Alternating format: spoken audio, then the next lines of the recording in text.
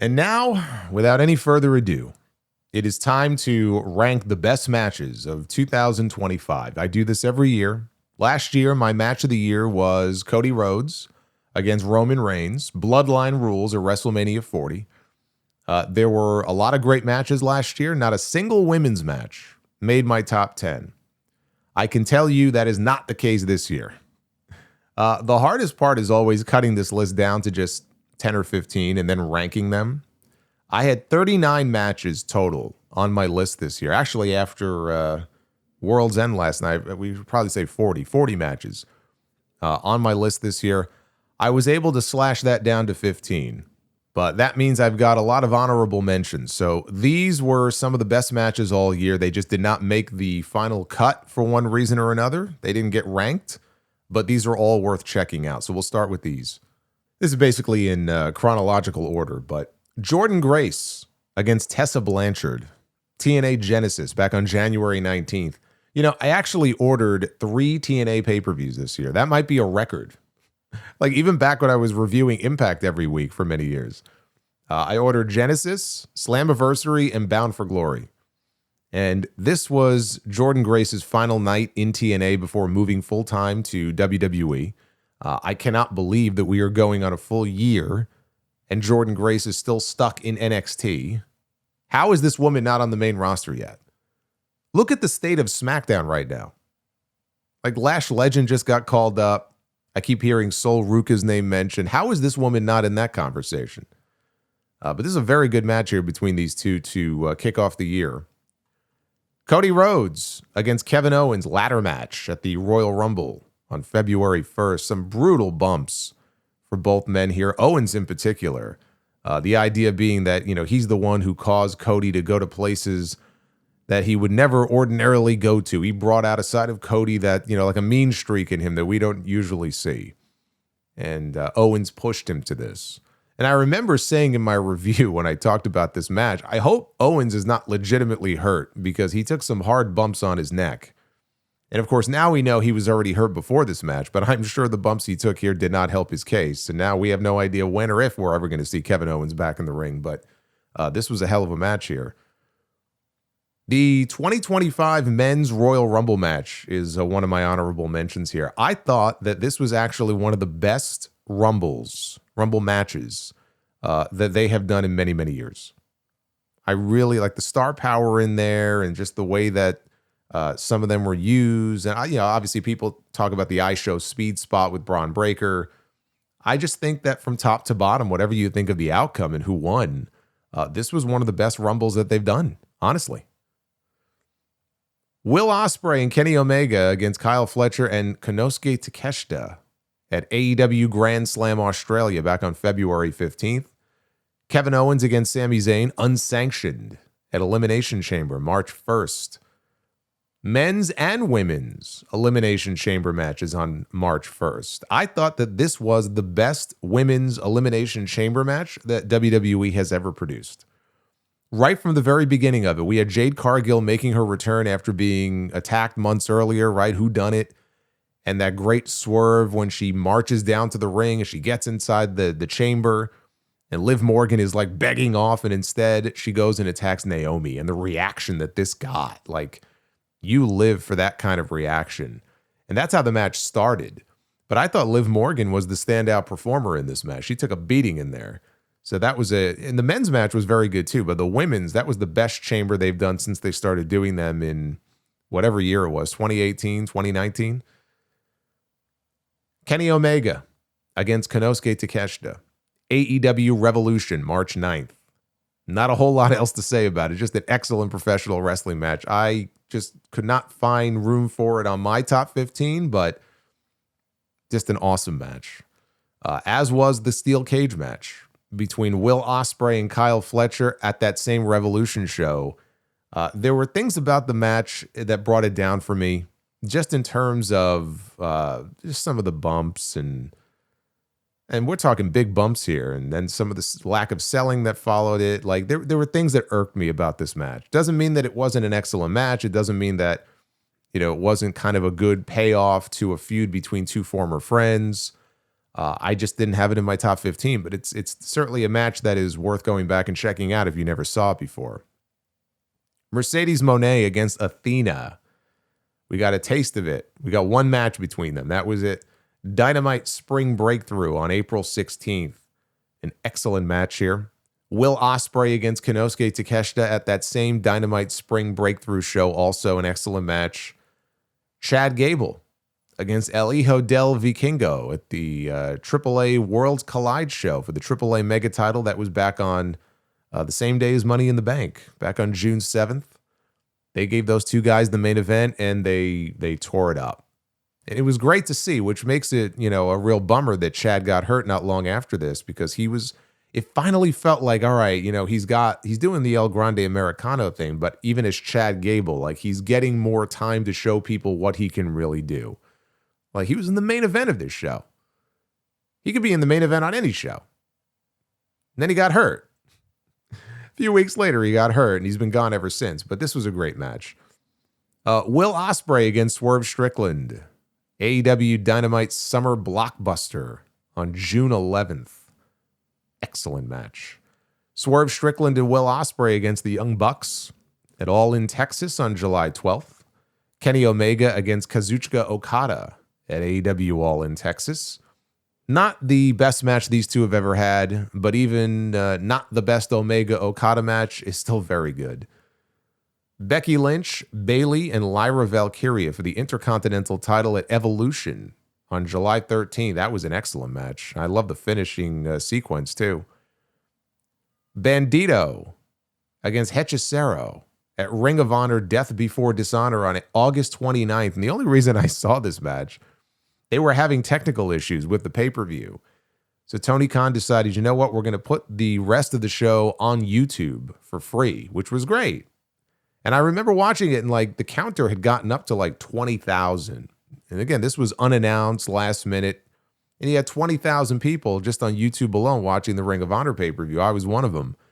And I watched that match, and the only knock on the match I have really is it went like 37 minutes. There's no fucking reason for that match to go that long. But they just threw everything at each other. It was an awesome match, just overly long.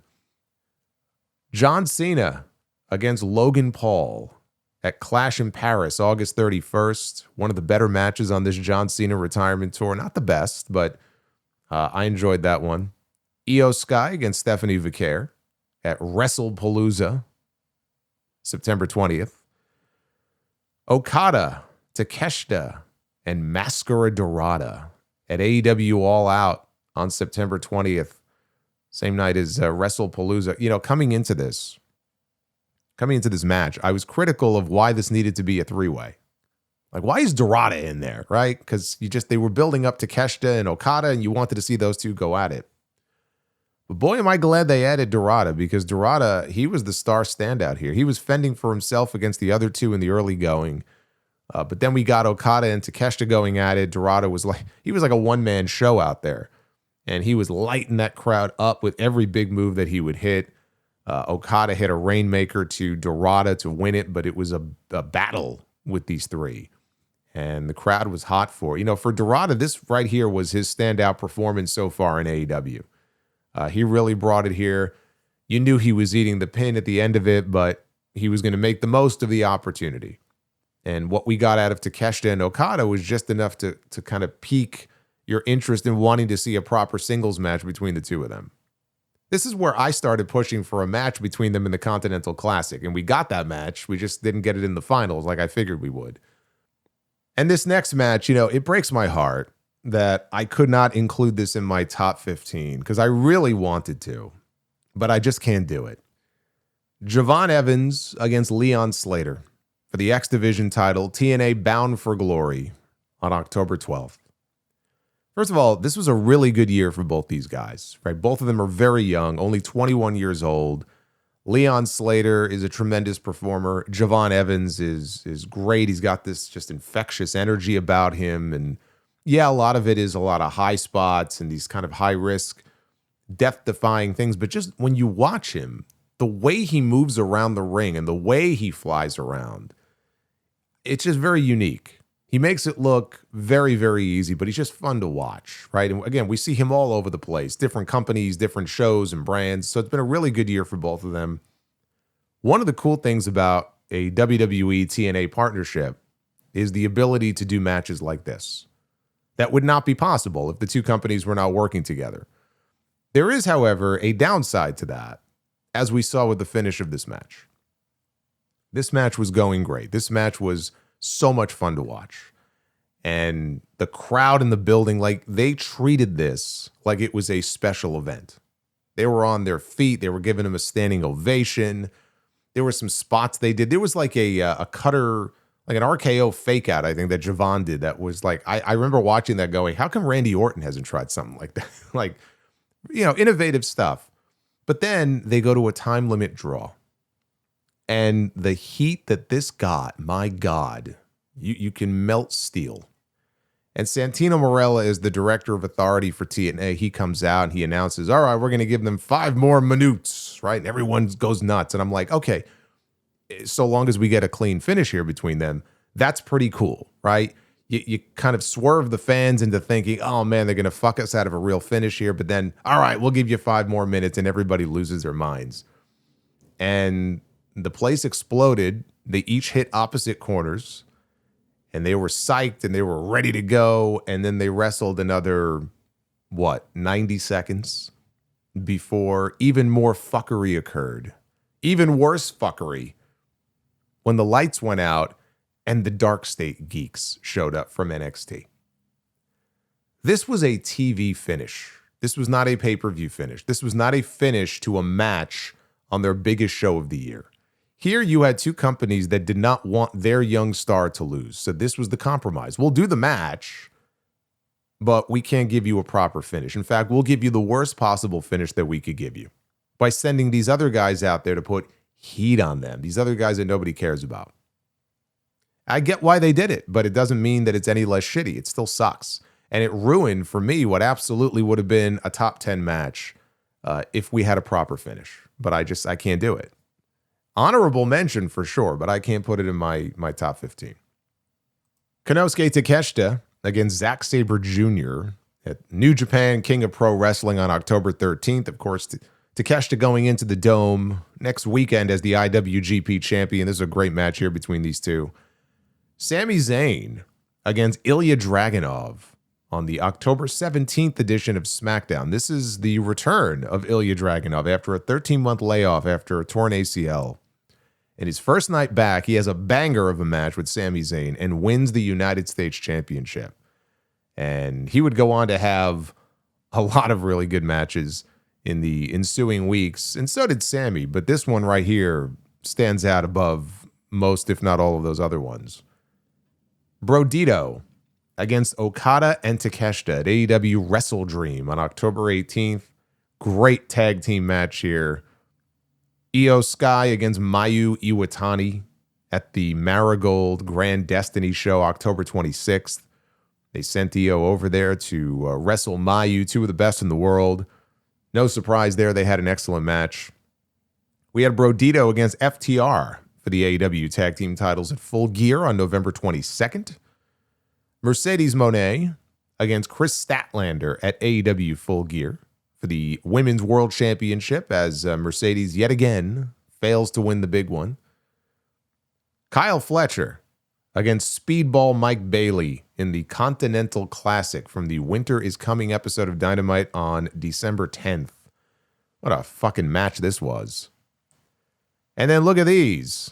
2 late additions to the list here, right at the buzzer here at the end of the year. I got to add these 2 honorable mentions in here. Ilya Dragunov against Carmelo Hayes from this past week's SmackDown, December 26th.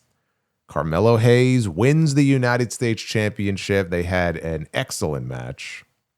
And Jon Moxley, not even 24 hours ago, Jon Moxley against Kyle Fletcher in the semifinals of the Continental Classic at AEW World's End, December 27th.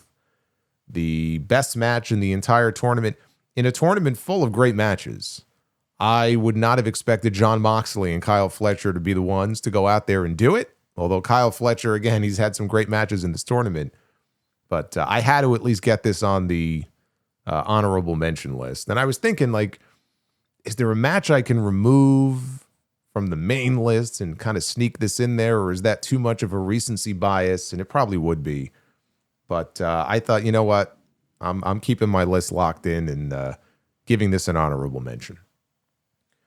So those are the mentions. Now let's break into the actual list of the top 15 matches of 2025. Number 15, Hiroki Goto against Zack Sabre Jr. at New Japan's New Beginning in Osaka show on February 11th. You know, John Cena won his 17th World Championship this year. Goto won his first after 17 years. He won the right to challenge for the IWGP belt by winning the New Japan Ranbo at the Tokyo Dome. They raised the stakes for it this year. Usually it's more of a comedy thing on the pre-show, but there was actually something very tangible and very important on the line here, so that's how he won the shot. You know, Goto has been a mainstay in New Japan for over 2 decades.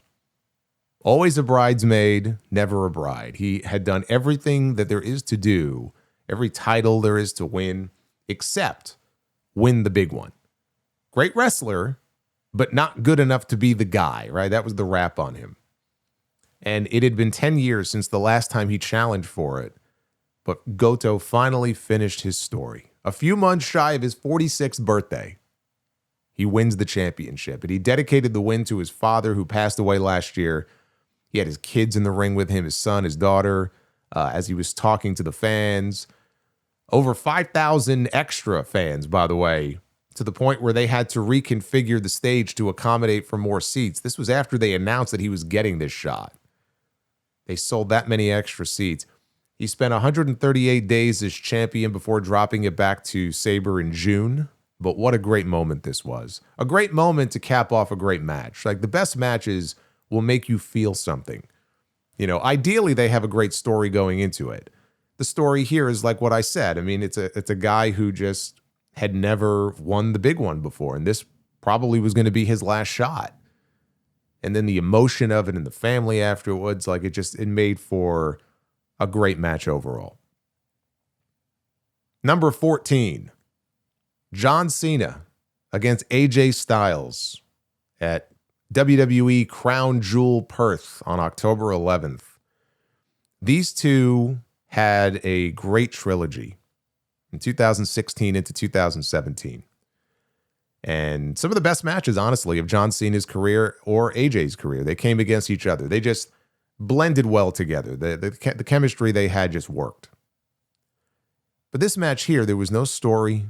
There were no interactions between them. There were no promos, nothing leading up to this, which hurts it. It's why I can't rank it a little bit higher. This was more two legends just clashing for one final time in a game of one-upsmanship. And it started, you had Cena's written introduction that he personally wrote for AJ that he gave to Alicia Taylor. Did not tell AJ about it. He did not tell anybody in the back about it. So that was a nice touch. And the story of this match really was not just the back and forth. It was just the battle between these two guys trying to win one last time against each other. But all of the callbacks, using signature moves and big moves for some of their rivals and some of their friends, right? Cena used a skull-crushing finale. AJ got a coquina clutch locked in at one point. Cena reversed a calf crusher attempt into a Walls of Jericho, which got a big pop. Cena hit his sister Abigail, and the fans exploded for that and busted out their phones. We had the Fireflies in Perth. There was a Randy Orton draping DDT and an RKO that Cena did because the fans were asking for RKO, so he gave it to them. Back and forth these two went, and it was an excellent match. And if it was anyone else, and they spammed that many finishers from other people, it wouldn't work. But it worked here. And I thought it was a fitting end to a classic rivalry and one of the few real bright spots on the John Cena retirement tour. Number 13, tables, ladders, and chairs for the WWE Tag Team titles on SmackDown. This was the week after WrestleMania. This was on April 25th with the Street Profits defending against DIY and the Motor City Machine Guns. It's rare to get a television match of this quality and a television match of this length. They got over 20 minutes, commercial free. And it made for the best TV match all year and one of the best SmackDown main events, honestly, of all time. Earlier this year, the tag team division was the highlight on Friday nights. The way that the U.S. title open challenges were in the latter part of the year.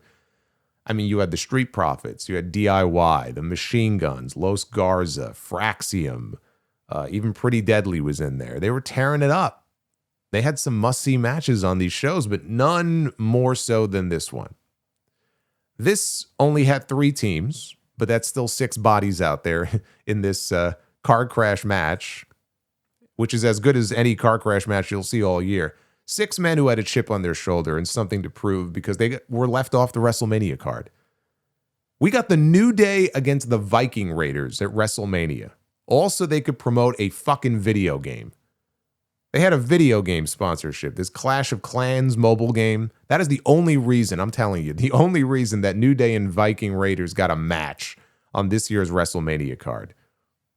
Over a pair of tag team titles in a division that was pretty fucking dead as compared to the SmackDown division. Yet they couldn't find room for this TLC match across 2 nights. And you know what? Looking back at it in hindsight, maybe it was better that it wasn't on the WrestleMania card because then they would have been given half the time they got for this match. Here they got a main event spot, commercial free, to go out there and do their thing. And the risks they took, the bumps they took, all in the name of trying to pull down those tag team titles. You had Montez Ford using a fan's prosthetic leg as a weapon. I haven't seen that in many years. You had Tommaso Ciampa hanging from the cable above the ring, getting speared down through a table by Angelo Dawkins. You had the Machine Guns hitting their skull and bones finish out over the top through a table on the floor. Like, this match was pure insanity. And in the end, the Street Profits get what I would have to say is the biggest win of their career. Of course, now they can't buy their way back onto TV. We haven't seen the Street Profits on SmackDown in almost 3 months. I don't know where they are. This was the peak for them in 2025. Really, for all of these teams, all 3 of these teams, this was the peak right here. But you want to talk about insanity. You want to talk about chaos. You want to talk about anarchy. That's number 12. Anarchy in the Arena at AEW Double or Nothing back on May 25th. 3 years ago, I had the Anarchy in the Arena match at number 8 in my top 10 because it was honestly some of the most fun that I had all year watching wrestling.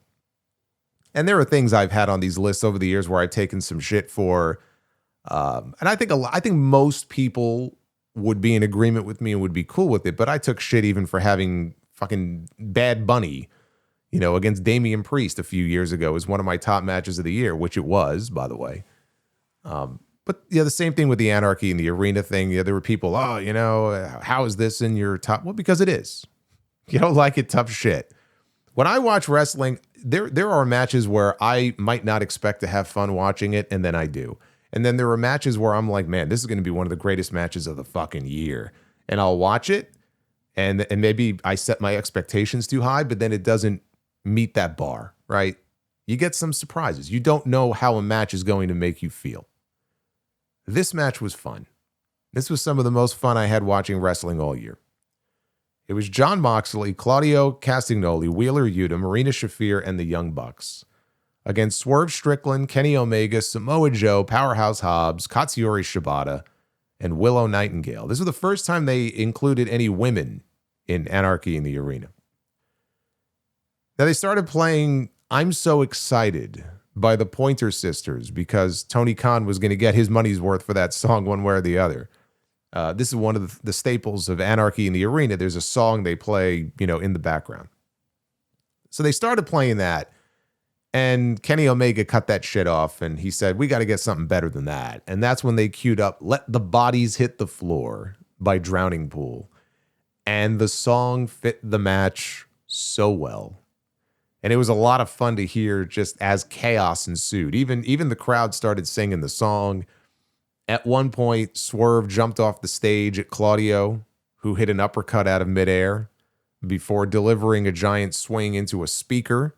And that finally cut the music off. And thank God it did, because they looped that shit at least 4 or 5 times, to the point where even I was begging them to stop. I could have done without Marina Shafir stapling Swerve's tongue. I still don't want to know how he removed that. But in the end, the babyfaces stood tall, which they needed to do because they had taken some L's in this never-ending battle with the Death Riders. And I said this just edged out the 2022 Anarchy in the Arena match for me as the best one they've ever done. That was the one where we had zombie Eddie Kingston come back out with a gas can. That's one of the iconic images in AEW. But this was their best one yet. This was the best Anarchy match they've ever done. You know, you had your blood and your gore, you had some comedic moments, and you got the happy ending with the babyfaces winning. It wasn't perfect, and I mean, I think they could have had 5 or 10 minutes trimmed off of it, but one thing I can say, it was never boring, and it lived up to the name. Number 11, Kenny Omega versus Ricochet versus Speedball Mike Bailey at AEW Dynasty on April 6th. Omega successfully defended his international title here, pinning Ricochet. Speedball had just started with the company, the month before this. This was the best thing on that Dynasty card, and the greatest triple threat match, in my opinion, in AEW history. And there have been a lot of great three-way matches that they have done, including one that I just mentioned in the honorable mentions. For me, it clears the one from All Out with Okada, Takeshita, and Dorada. This, to me, as far as AEW specifically, is the best triple threat match they've ever done. Then we get into the top 10. Number 10, John Cena versus Cody Rhodes in a street fight at SummerSlam for the WWE Championship, August 3rd. Of course, this was not the first John Cena-Cody Rhodes match we had this year. We had their WrestleMania match. The less said about that, the better. Cena turned heel the month before that show. He promised to ruin wrestling. All they did was ruin the WrestleMania main event. The lame Travis Scott interference and the lame way of having Cena clinch number 17. I mean, that was just the cherry on the shit sundae. So they needed this match to redeem themselves from that WrestleMania debacle. This is what their WrestleMania match should have been, or at least something more comparable to this. Maybe they wanted to save this knowing they were going to do a second match, and I get that. But still, that's no excuse for that first match being what it was. As it was, before this match, they completely retconned the Cena heel turn the night before on SmackDown. There was no Travis Scott. There was no Rock. Just two men here who, for almost 40 minutes, put on the match of their lives. And yes, there was a lot of finisher spam, and which you get in Cena matches. And frankly, you get them in Cody matches too. You get a lot of finisher spam and a lot of kicking out of big moves. I mean, welcome to wrestling in 2025. But they had the crowd hanging on to every one of those near falls. Cena did a lot more here than we saw him do elsewhere on this retirement tour. And they brawled into the crowd at one point. They pulled off one hell of a magic trick here. They went from one of the worst matches of the year to one of the best. Easily the best match of Cena's final year. And it could not come against the better person than Cody Rhodes, being that Cody is the guy now that has effectively replaced John Cena. There was even a report this week that the star who had the most Make-A-Wishes this year was Cody Rhodes. I mean, he really has become this generation's John Cena when it comes to top stars in WWE. That's the role he always wanted. Now he has it. This was Cena saying, you know what? This is the best I got. And his best was enough to earn him a spot in the top 10, although barely. It was close. I didn't have this at number 10 originally, but as I was reconfiguring the list, I settled on number 10 for this. Number 9, Timeless Toni Storm against Mariah May in the Hollywood ending at AEW Revolution on March 9th. This feud between these two is going to go down as one of the greatest, and I'm not just saying female feuds, one of the greatest rivalries and stories that they have told in AEW history. Certainly in the women's division in all 6 years of the company's existence. This was also the best match and the grand finale of their trilogy, which dates back to Wembley last year when Mariah won the belt from Toni. And as it turned out, this was Mariah's last match with the company. And I think they knew enough in advance about that if Mariah was staying, if Tony Khan had a commitment from Mariah May, or if she had re-signed or extended her contract, then I think there's a very good chance this would have closed the show. And if Mariah May is not sticking around, I can understand the logic being, okay, we don't want to put her in the main event of this pay-per-view, although I don't think it would have. So what, right? She was losing. Who cares? But there was some talk about whether or not this would actually close the show. And I think if she was actually sticking around, then I can't say for sure, but I think there's a much better chance that that would have happened. But it turned out to be the end for her. It was a completely different kind of match from their previous two. It was a lot more violent. It was a lot more bloody, very bloody, which worked for it being the blow-off. My two critiques. One, I don't think they leaned into the Falls Count Anywhere stipulation enough. I was hoping for more out of that. And two, and this wasn't their fault, this deserved more time. You know, a lot of times I think these matches are a little too self-indulgent. They drag on for far too long and could benefit from a trim. This one could have used at least another 5 minutes. They gave Mercedes Moné and Momo Watanabe on that same show 18 minutes, but they couldn't spare these two more than 12? Really? Like, that's just ridiculous. We got a Storm Zero through a table on the stage. That won it for Tony in the most violent match in the history of the AEW women's division. Well, at least until Blood and Guts in November. And with laying on top of Mariah on the screens, they flashed the words, "The End," like the end credits of a Hollywood film. I don't know that either of these women will ever be a part of another story as good as this one that they had in AEW, honestly. And the jury is still out on Blake Monroe in WWE because she still hasn't even made her way to the main roster yet. I think she'll do well. I think she'll be okay, but the jury is still out on how her run there is going to wind up. You know, some people will say that this is the greatest women's match in AEW history. And I would have too. I would have agreed with that. And I did until July. It held that title for 4 months, which leads me to match number 8 in the countdown. Timeless Toni Storm against Mercedes Moné at AEW All in Texas on July 12th. Now, this may be a polarizing one. The Hollywood ending was such a great finale to that story, right? It had a better story.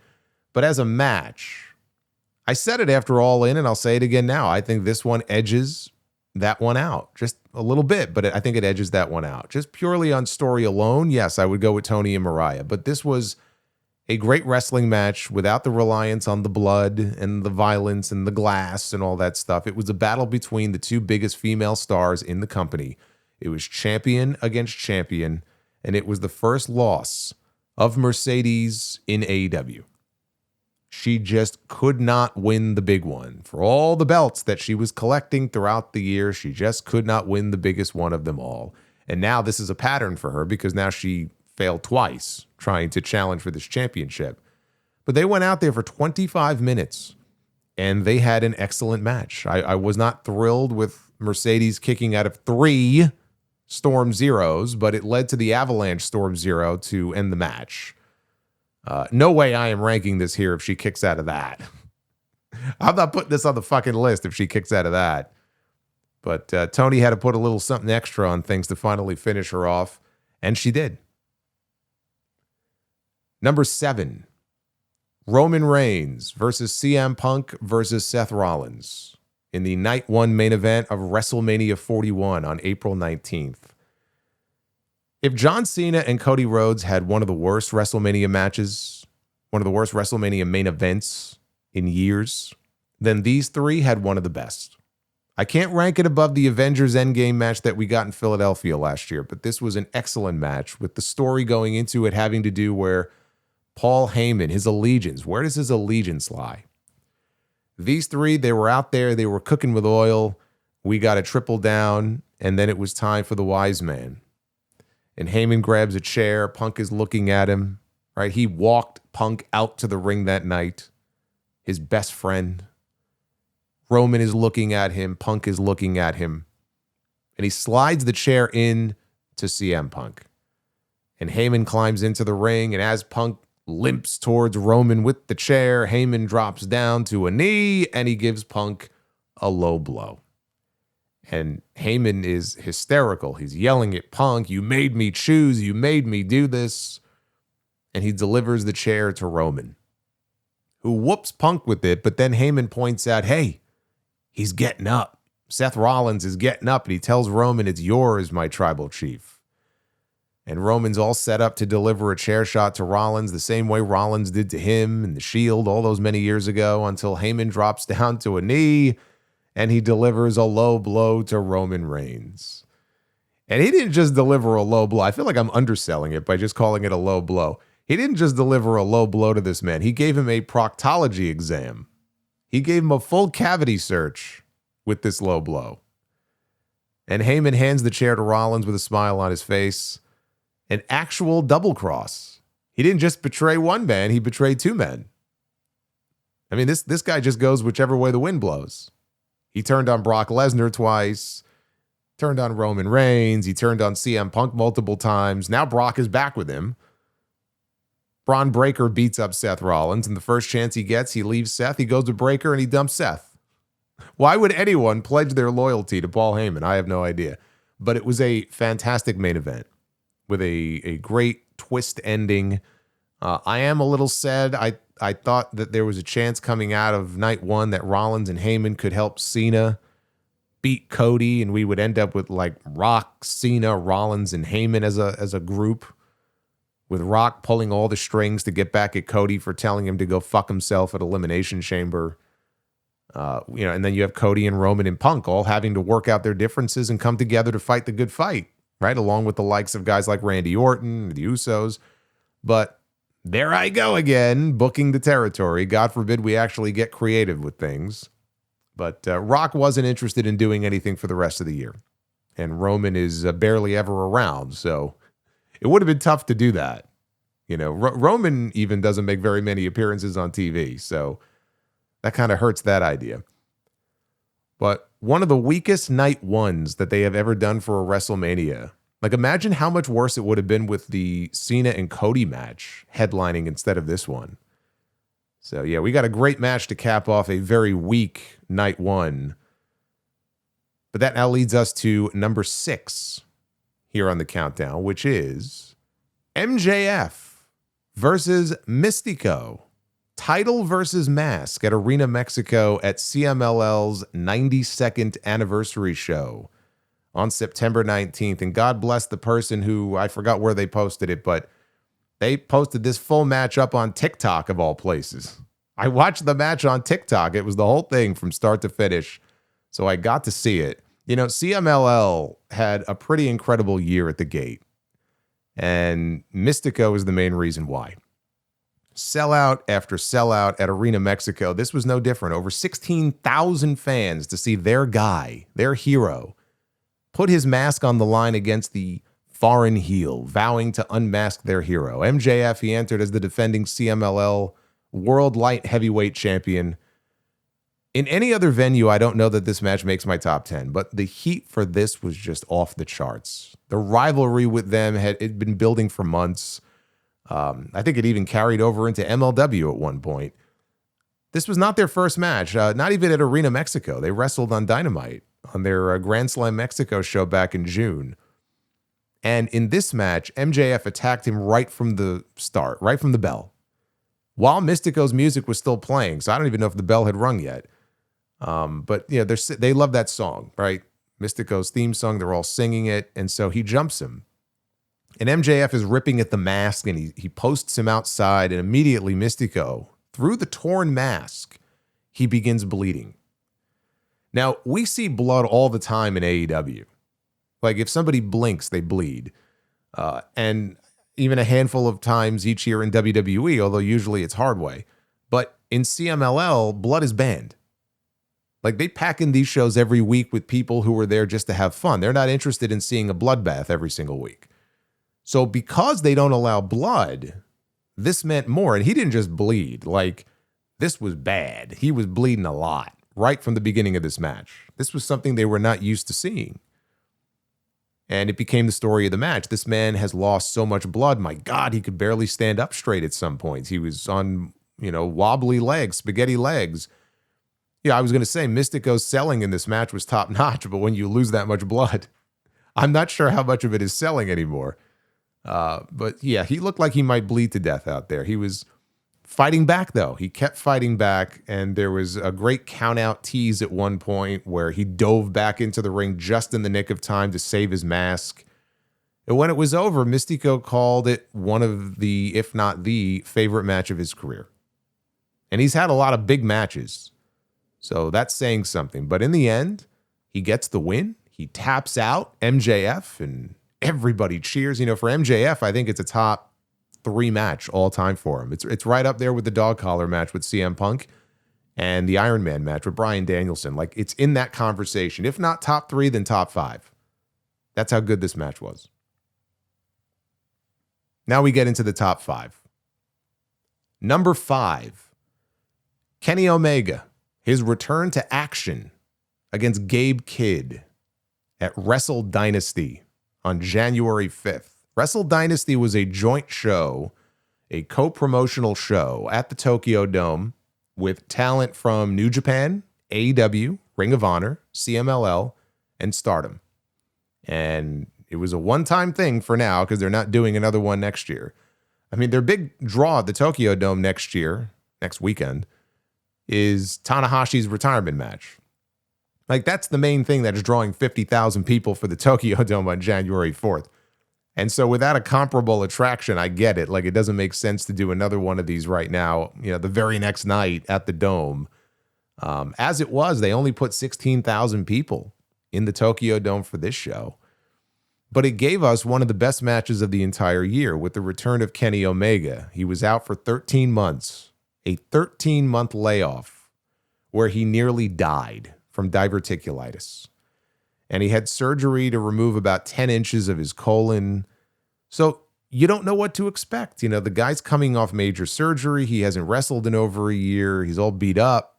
Maybe he'll take it easy and kind of build himself back up to the Kenny Omega of old. But it's the Tokyo Dome. And it's Kenny Omega at the Tokyo Dome. And Kenny Omega at the Tokyo Dome is just built different. And for Gabe Kidd, this was the biggest match of his life. He's hardly a rookie, but on this stage, he had never been in a position like this before. The year before this, he was on the fucking pre-show at Wrestle Kingdom. This was the match where Chris Charlton got in a lot of hot water for going off on Tony Khan on commentary, calling him a money mark, and talking about how he rated guys like Okada and Will Ospreay and Jay White from New Japan, and where are they now? What are they doing now? He's trying to push the us versus them aspect of the match, like it was AEW versus New Japan. The only problem is that's not what the promotion wanted. They had a great relationship with AEW, and they didn't want to play it that way. So he ended up getting suspended for a few months. There were people who thought he should have been fired for that, which I think would have been ridiculous. But the crowd took to Gabe Kidd as the guy defending the honor of New Japan Pro Wrestling, and they looked at Omega almost as the enemy here. I don't know if Kenny knew how the crowd would respond here, but if he didn't, he knew pretty early in the match, and he adapted to it. Like, there were moments where you could tell he was acting heelish. He was yelling at one of the young boys at ringside for not bringing him an ice pack fast enough after he took a hard landing outside. Just like little things like that. And, it's like Rock realizing in the match with Hogan at Skydome, okay, you want to boo me? I can play along. I'll give you a reason to boo me. But Kenny looked like he never missed a beat. Like, that's what impressed me the most about this. You would never know that this man had been out of the ring for over a year. And his first match back is at the Dome of all places. It's not like it was some random episode of Dynamite. So people have certain expectations for a match like this, and he obviously wants to make Gabe Kidd look as good as he possibly can. He wants to help make Gabe Kidd. I thought Gabe Kidd looked great in this match. Kenny wins, but the story is Kidd showed a lot of guts and a lot of heart. He was defiant until the bitter end. And go back and watch, like, Tanahashi was on commentary, the Japanese commentators. So they would kind of flash over to him just to show him with the headset on every now and then. And Tanahashi was visibly crying at the end of this match. Like, you would think that they would position Gabe Kidd as one of the top stars in the promotion, right? Mr. My Heart Bleeds for New Japan. But let's not pretend things are going to be any different with Kidd than they were with Jay White or Will Ospreay or any of the other Gaijin talent that Tony Khan makes a pass at. First chance he gets, I'm sure he's going to be out of there, and I'm sure they know that. Yeah, he just wrestled Darby Allin at World's End last night. He's already an unofficial member of the Death Riders, Nothing wrong with taking dates in the U.S. when there's not much going on for him in Japan, but the minute Tony waves a contract offer in his face, again, that dude is gone. So whatever future he's got with New Japan, I seriously question how long that's going to be. And maybe they do too, but this is a match so good it moved Hiroshi Tanahashi to tears. Visibly emotional when this match was over. Number 4, Hangman Adam Page against Jon Moxley. Texas Death Match at AEW All In Texas on July 12th. The story sells itself. The cowboy rides into Texas to try to rescue the championship and to rescue the company from the iron grip of the evil heel Death Riders. Hangman has little experience with these Texas death matches. This was not even the first Texas death match he had with Jon Moxley. He beat him in one at Revolution 2 years ago. I was no fan of this Death Rider story. I thought that it should have ended months before it did. I stand by that. It just made for a lot of really boring, bad television in the first half of this year. Just because we got a great moment here at the end does not mean that, they would not have been able to create another great moment with a different story, that I would have found more entertaining week to week on TV. But the stage was set here for Tony Khan to get his Cody and Roman moment from WrestleMania 40. This was not as good as that one, but this was their version of that. Only a lot more bloody and a lot more violent, and they had a bed of nails and all that kind of stuff. We talk about the importance of story. It wasn't just the Death Rider story and Hangman trying to be the savior of AEW. It was the Hangman and Swerve story. And their last interaction on TV before the pay-per-view, you're thinking, okay, what role might Swerve play in the finish of this match? Because they had that sit down in the locker room and the chain and everything. There's story. If you pay attention, there's story here. And in the end, he assisted Hangman. Whatever differences and issues they had in the past, he did what was right for the company, and he assisted Hangman. Because we weren't sure what he was going to do. He might have fucked him over and become the biggest heel in the company for it, but he didn't.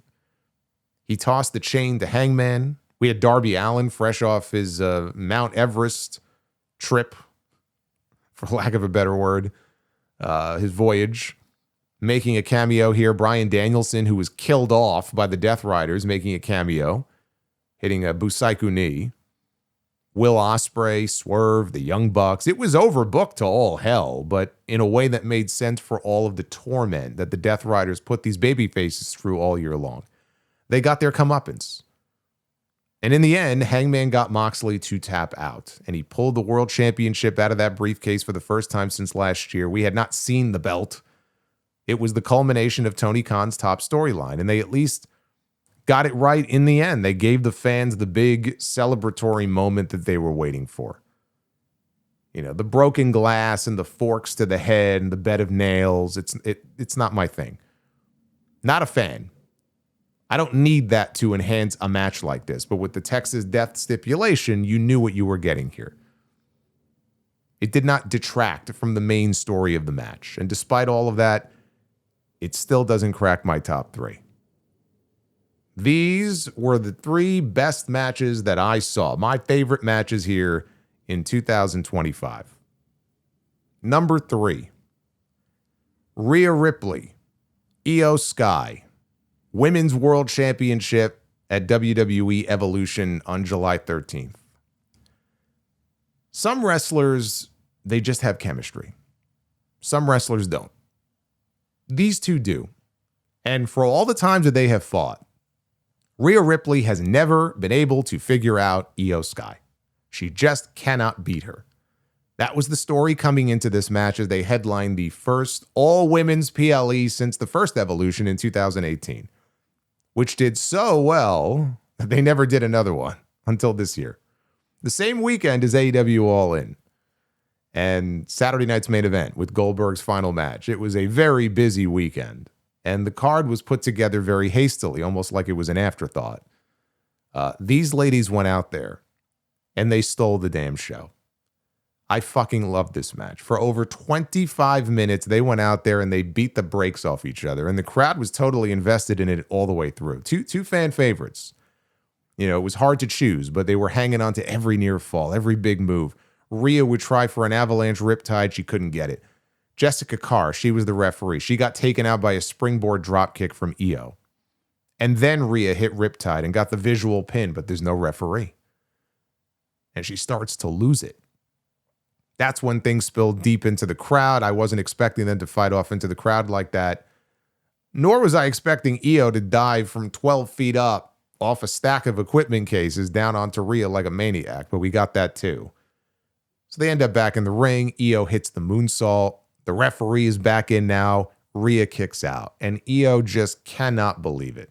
The fans are losing their minds because they were not expecting her to kick out. And they both end up on top. Rhea delivers an avalanche Spanish fly, and both women are down when Naomi's music hits. And this is where she cashes in her money in the bank, and she pins Io to win the world title. It's a shame that it deprived us of a clean finish to such a great match, but I mean, it made for a cool moment, you know, finally cementing the Naomi heel turn that happened months earlier. Remember when she first turned heel? They went to WrestleMania and she lost to Jade Cargill. Yeah. If it had a proper finish, I might have ranked it higher. But with Liv Morgan out, they had no choice. They had to cement a new top heel in that Raw women's division. And Naomi was the right call, only she wasn't, as it turned out, and her run got cut short. But in a word, this was a spectacular match. Number 2, Will Ospreay against Hangman Adam Page in the finals of the men's Owen Hart tournament at AEW Double or Nothing on May 25th. The winner of this match would go on to challenge Jon Moxley for the World Championship at All In Texas. And there were reports at the time that Tony Khan did not even decide on a winner until very late in the game. And Hangman and Ospreay, they were each lobbying for the other man to win. In this case, they went with the correct winner. And not just because Ospreay ended up needing neck surgery, although they dodged a bullet there, but they made the right choice. 2 of the very best in all of AEW, 2 of the very best in the entire world, and 2 of the top baby faces coming into this match. Hangman was in the middle of his redemption arc after going off the deep end last year thanks to Swerve, even though Hangman did nothing wrong. I mean, he burned down the man's childhood home, but, you know, he deserved it. This was an outstanding match to close out a great tournament. We've had some great tournaments this year, actually, in AEW. But a match that was helped by the fact that it legitimately could have gone either way. I was convinced that Ospreay was winning this, and we would get Swerve and Hangman against the Bucks at All In. I love the callbacks, the 2 of them showing that they were willing to throw everything at one another to win this tournament. Not only their friends or their mentors, like Ospreay was going for the Styles Clash, Hangman was using the Christopher Daniels Angels Wings and trying for the best moonsault ever, but Ospreay later on hitting a Kenny Omega V-trigger, right, one of his rivals, and Hangman hitting Swerve's big pressure, right, the JML driver. Him, of all people, using one of Swerve's moves was a nice touch. There was quite a bit of that in this match, if you pay attention. But this was just a great, great match. Even better than the match that followed with Hangman and Moxley. This was even better, and you had high stakes on the line for it. And the number 1 best match that I saw in 2025, my favorite match, Io Sky, Rhea Ripley, and Bianca Belair. Triple threat match for the Women's World Championship at WrestleMania 41 Night 2 on April 20th. In a year that gave us a lot of great triple threat matches, both in WWE and AEW, this one is my favorite. and is one of the best opening matches in WrestleMania history. And it had some tough competition that weekend alone, right? With the Roman Reigns, CM Punk, Seth Rollins match the night before, and the Oba Femi, Trick Williams, Javon Evans, triple threat at Stand and Deliver. Had some competition. It took him a while to actually announce this as a triple threat, even though we could all see that's where it was headed. They threw a wrench into things the month before by having Io beat Rhea on Raw to win the world title. Bianca had already won the Elimination Chamber, so we knew she was getting her shot at WrestleMania. Charlotte had already picked Tiffany Stratton to go after her belt. And I wasn't much of a fan of the way they did some of those segments where Rhea and Bianca would be arguing and then you would just see Io in the background. She's the fucking champion and she's trying to get a word in like, hey, I'm here. Hello. Like she's a guest in her own home. But at WrestleMania the year before, Io dropped the other women's title to Bayley. And yet it still didn't feel like Io truly broke out in this company until this year. Like on her own, as a babyface, no damage control. She became a huge babyface. And so were the other two, although the fans had started booing Bianca in the weeks leading up to this, all throughout that European tour. That's really where it started. That European tour in March is where I started noticing that these fans did not like Bianca Belair. And it extended into WrestleMania. She got booed loudly during her entrance here and all throughout the match, even though she had done nothing wrong. Right? Maybe the fans were trying to will something into existence because they wanted her to be a heel. I don't know, but it didn't take away from what was a perfect match. It may not have had the length of some of the other matches on this list or some of the insane spots that the other ones had, but you know what? Sometimes when you watch a match, less is more, and you can just tell, like, this is something special. Everything just clicks. The pacing, the chemistry, the crowd, all of it. It never let up. It was action from bell to bell. It's also the match that ended Bianca's year on that triple German suplex spot off the top rope. Rhea landed on her hand, and Bianca broke her knuckle right at the joint. And her finger looked like a kneecap. She said it looked like E.T.'s finger. But she finished the match, took the losing fall, and I guess it's a good thing she did because, I mean, who would have thought that a broken knuckle would keep her out of action longer than people that have torn their ACL or have had neck surgery? I mean, we're going on almost a year now. So 2025 really was a lost year for Bianca, even though she won the Elimination Chamber and she had, in my opinion, the match of the year. She had certainly the best match of WrestleMania this year. 2025 was a lost year for Bianca Belair. How she might have fit into the Naomi and Jade stuff, we'll never know. Were they going to turn her heel? Was it going to be a conspiracy with Bianca and Naomi? Probably not, but we'll never know. But Jade is the champion right now on SmackDown, so the timing would be perfect for her to come back at the Royal Rumble. I hope it happens, because that division could use her right now. But it is not hyperbole to call this one of the greatest women's matches in the history of the company. One of the greatest opening matches to a WrestleMania, but it is a match that could have main evented any show. Never a dull moment, with a crowd that was invested, great finishing sequence, very satisfying.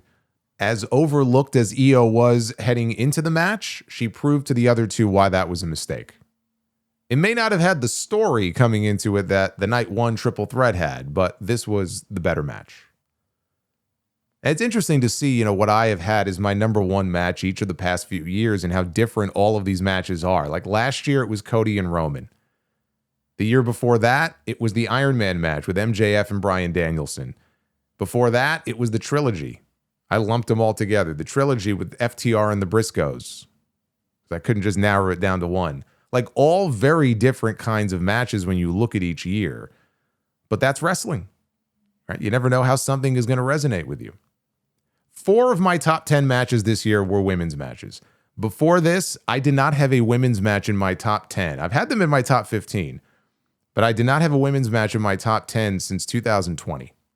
That was Sasha Banks against Bayley inside Hell in a Cell. Before that, you would have to go all the way back 10 years ago when I had Sasha Banks against Bayley at NXT TakeOver Brooklyn as my number one match in 2015. I love how both times, by the way, it was Sasha against Bayley. And I had their Iron Woman match at number 7 that year, too. And look, I know I'm leaving out a ton of great matches from the Joshi promotions. I just don't follow them, but 4 of them broke through the top 10 here from the 2 biggest brands. And that's pretty cool. It's not something that would have happened a few years ago just because they weren't being focused on as much, right? They weren't being given the kind of time that they're given now. You would not have had Rhea Ripley and Io Sky getting almost 30 minutes in the main event of a pay-per-view. You would not have had Toni Storm and Mercedes Moné getting 25 minutes. Or Toni Storm and Mariah May paying off a year-long story with a death match like that. Like, it just would not have happened. So it's nice to see. So hopefully you enjoyed the list. I'm sure you disagree with certain things, but I think on the whole, I'm pretty content with this list. But feel free to chime in. Let me know if you agree or disagree. What was your number 1 match? What was your top 3 for the year?